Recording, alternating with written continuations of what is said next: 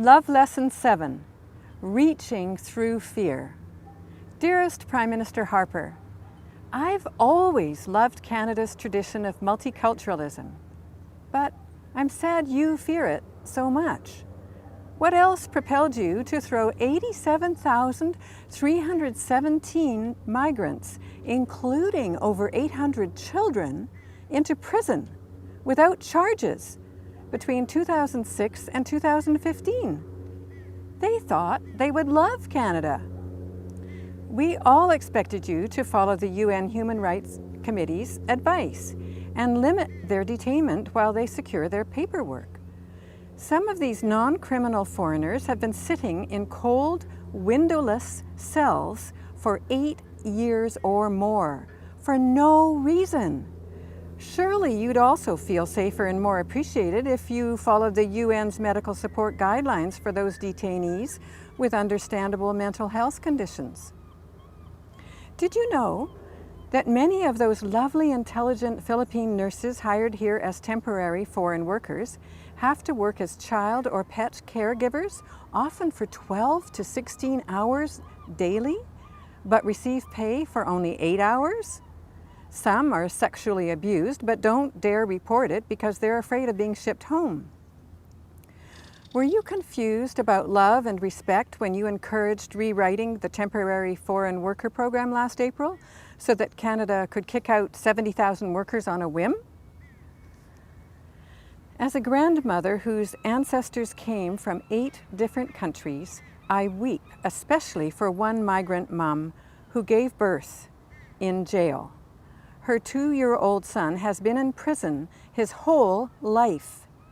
Surely, deep inside your heart, you'd prefer to support those innocents who arrived here, just like our ancestors, wanting to be peacefully productive in their new country.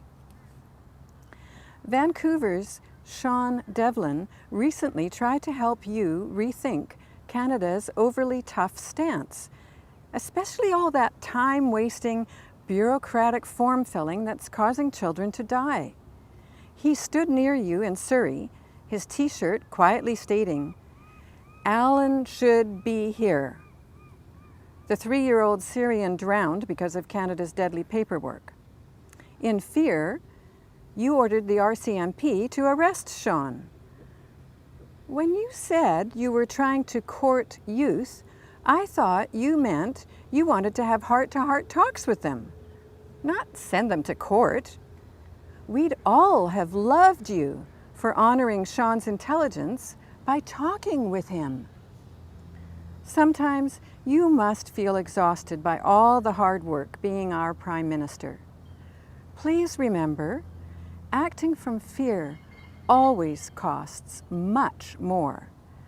Think of all the money those 87,317 innocent migrants could be making instead of sitting depressed behind expensive prison bars. So reach out with love to other models to help keep Canada the land of hope for all who toil.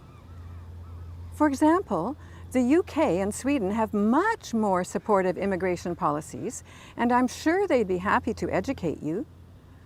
When you're stuck behind a mirror of fear, just reach through it into a window of solutions.